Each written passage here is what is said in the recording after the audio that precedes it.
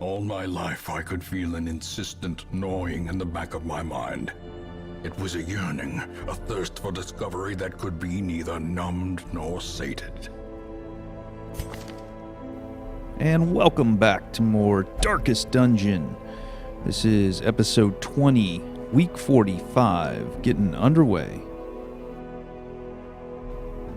Okay, so no town event this week, but you can see as we peruse the activity log that just last week, Vadaville, Vitalis, Durville, and Vaylance went into the Warrens and defeated the Unstable Flesh. And then also over on the right, as we scroll down under Caretaker Goals, you can see we're starting to check off a lot of boxes and get through these bosses. And here we are up next in the Cove with the Alluring Siren. Okay, so let's get to making this party.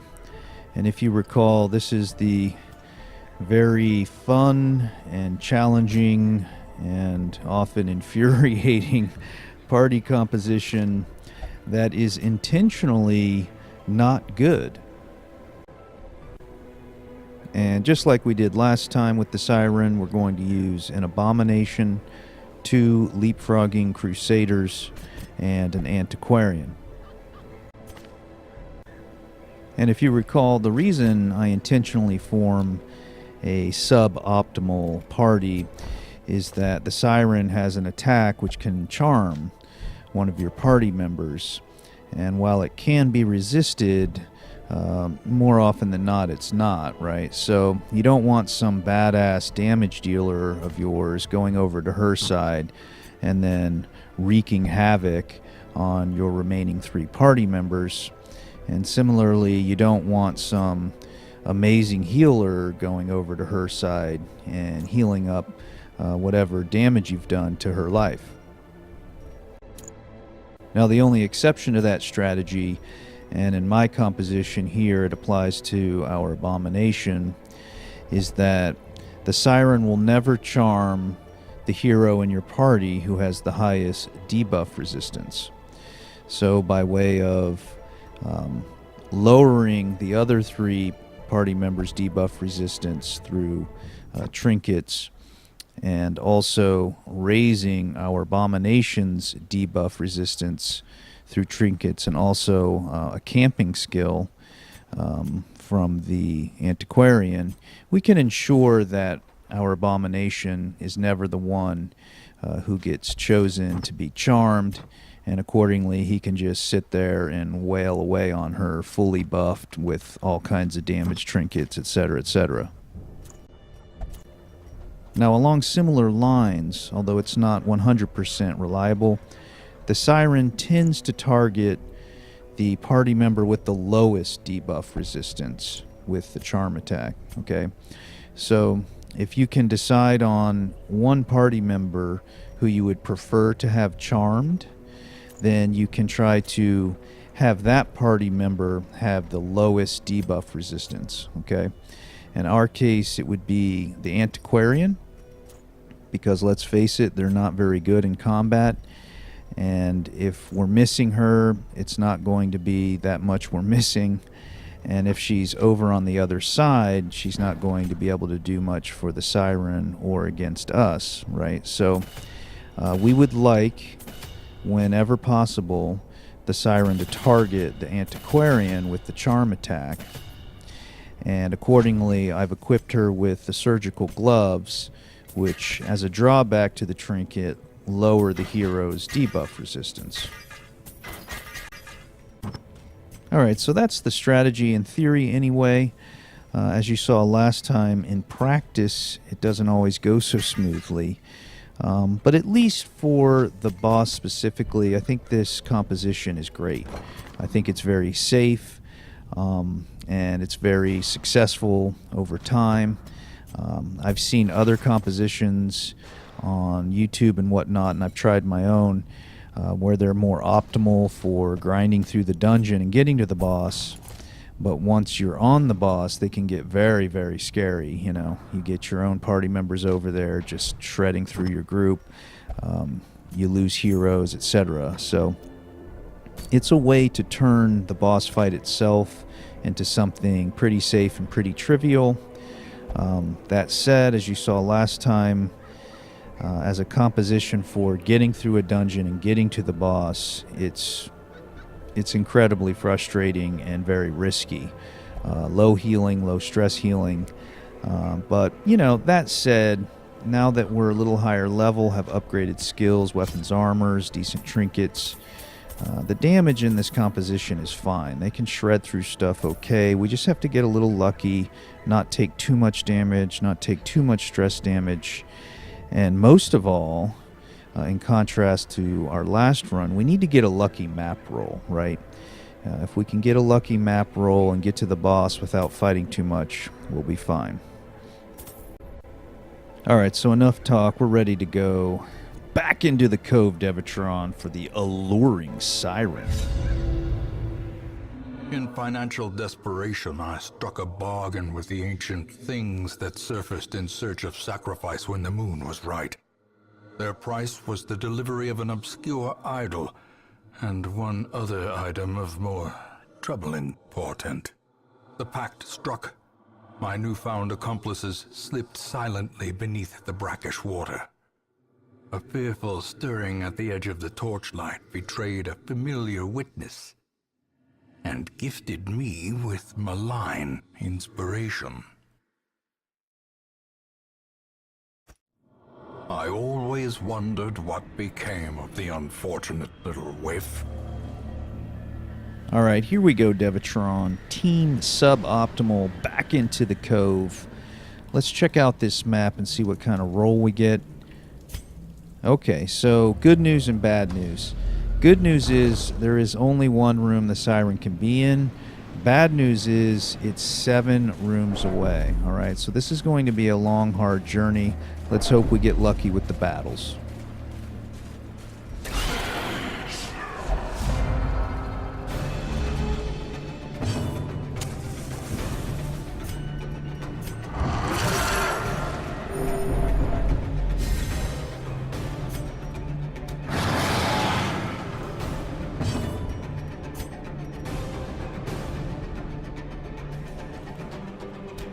Confidence surges as the enemy crumbles. Eradicated.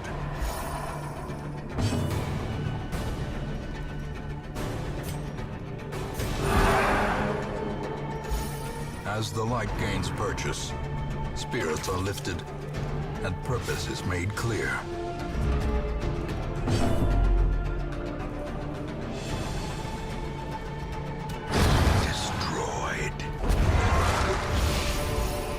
Be wary.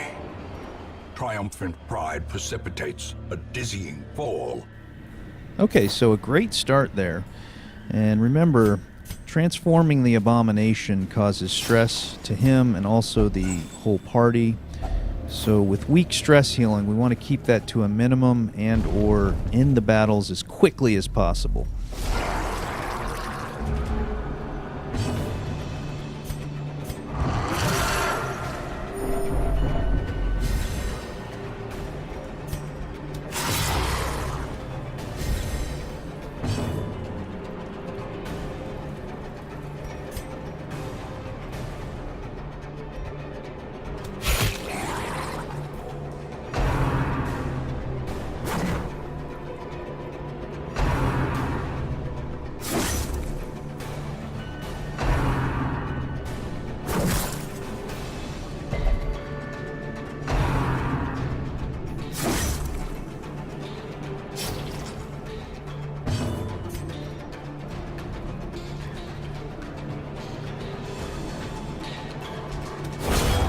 Obliterated.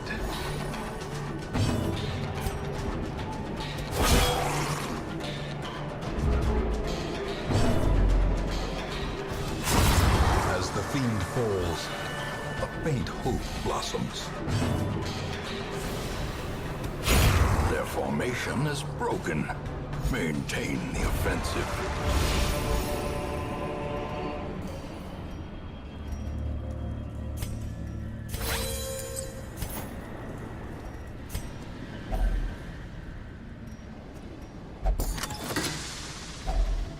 If only treasure could staunch the flow of otherworldly corruption.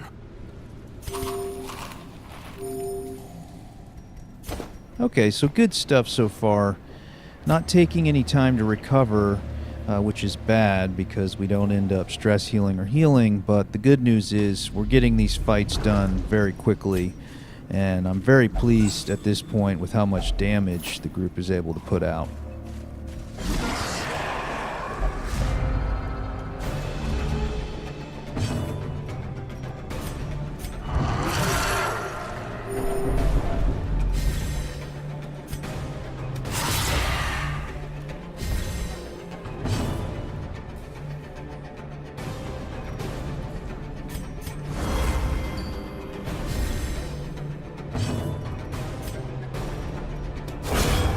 Continue the onslaught. Destroy them all.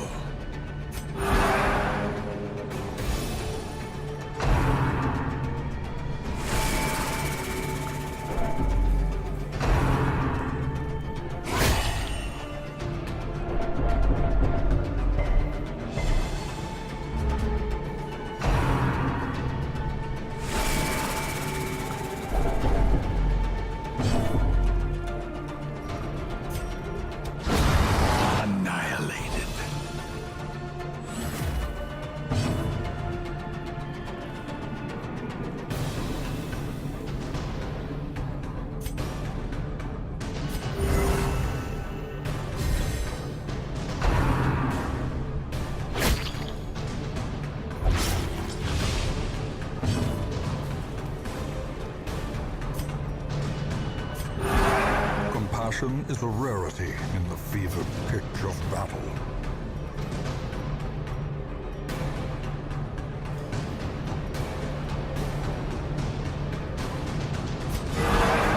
The flesh is knit.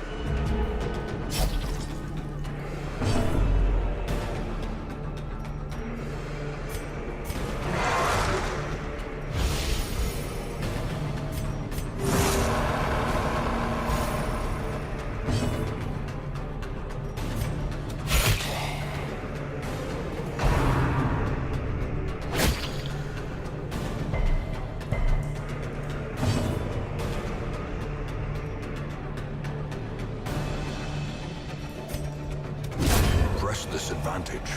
Give them no quarter. Seize this momentum. Push on to the task's end. Okay, so that time we got hit with a lot of stress. I tried to recover a little bit at the end by stalling, and as you can see, it wasn't that effective. The light, the promise of safety. Okay, a nice roll here to get us some desperately needed scouting. And as you can see, a little bit of luck. The next few rooms are empty, so we can make some progress. I don't know if this is anything but just superstition, but in my experience, dungeons tend to throw pretty tough stuff at you right away, and then they can kind of back off a little bit. So let's hope that that's what's happened and we have a little bit easier run the rest of the way to the boss. A handsome reward for a task well performed. Alright, even more scouting, Devatron. And this is big time. We can see that there is only one room battle between us and the boss. And we didn't get the hallway before the boss scouted, so there might be a fight there. But that's good enough for me. At the most, there are 2 fights. We don't have to worry about losing our camping buffs. Let's go ahead and camp. A moment of respite. A chance to steel oneself against the coming horrors. And on to camping buffs. We use Psych Up there to increase the Abomination's damage by 25%. And there, the Zealous Vigil reduces that Crusader's stress by 25 and prevents a nighttime ambush. And then Strange Powders, the key to our strategy, from the Antiquarian onto the Abomination. It increases all his resistances by 25%, but most important, it's getting his debuff resistance up higher than any other party member, so he will never be targeted by the Siren with her charm ability.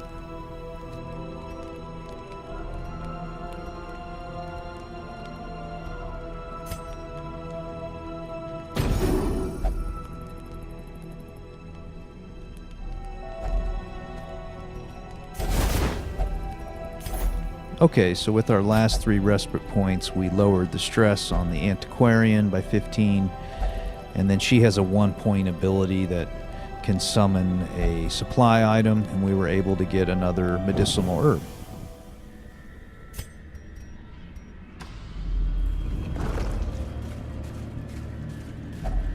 Another mariner, another misfortune.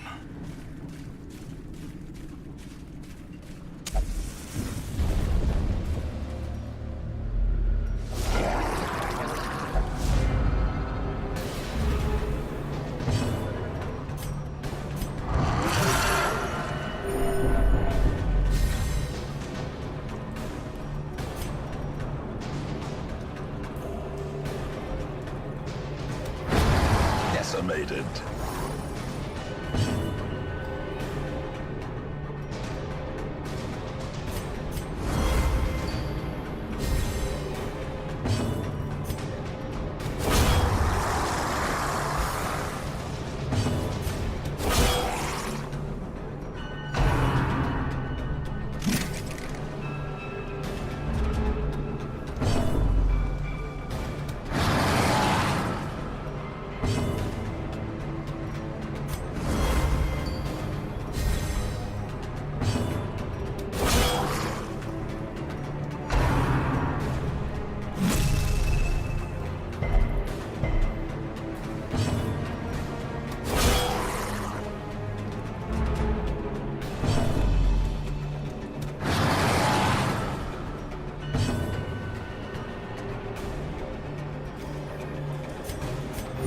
The wounds of war can be healed, but never hidden.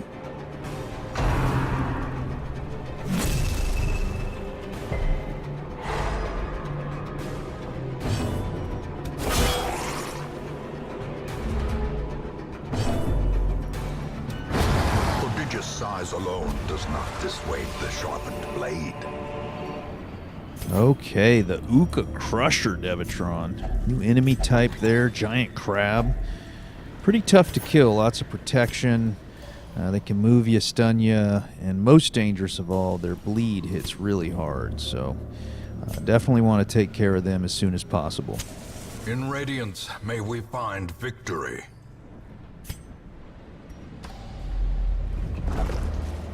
Now notice up here in this hallway, there's a throbbing cocoon curio. And again, it's another way that the infestation from the courtyard can spread into these other dungeons. If you leave it alone, it won't do anything, but if you burn it with a torch, it'll summon a whole group of bloodsucker enemies, and you'll have to deal with them.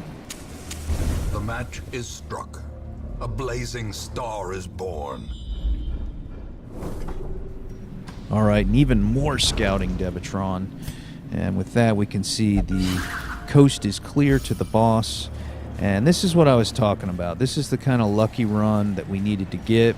You can see that this party, for all its flaws, can do just fine as long as you don't have to do a ton of fighting and hallway fights and room fights and all the rest. So part of it was a lucky roll.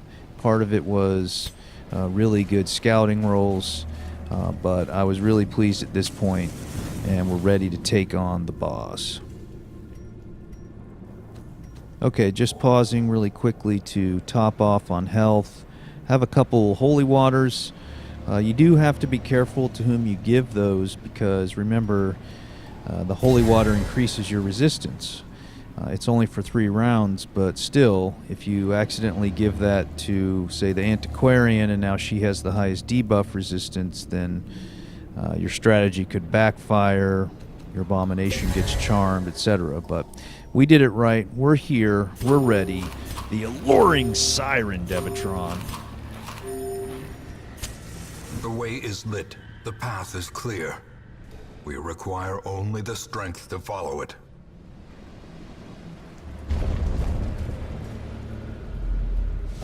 The aquatic devils have remade the poor girl in their image. She is their queen and their slave.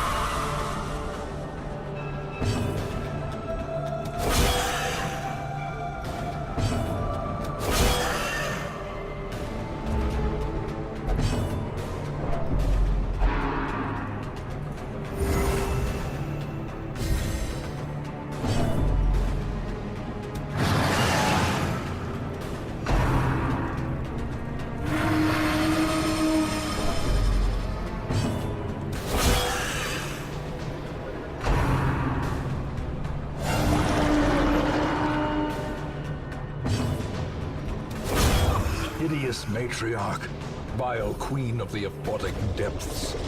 She has no place in the sane world.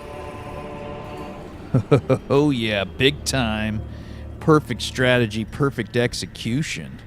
Only the antiquarian ever got charmed. That's what I'm talking about.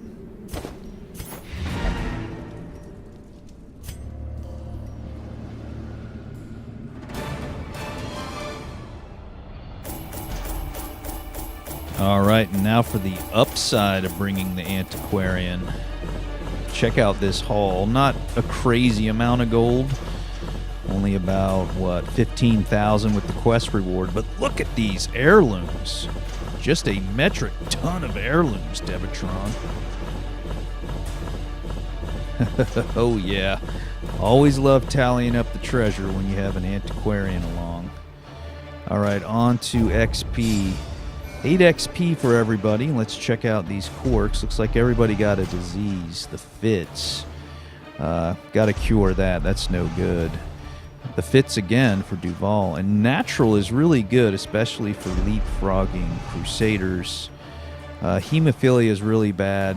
Second wind replacing faded. Neither of those are that good. Darkest Dungeon, Devatron.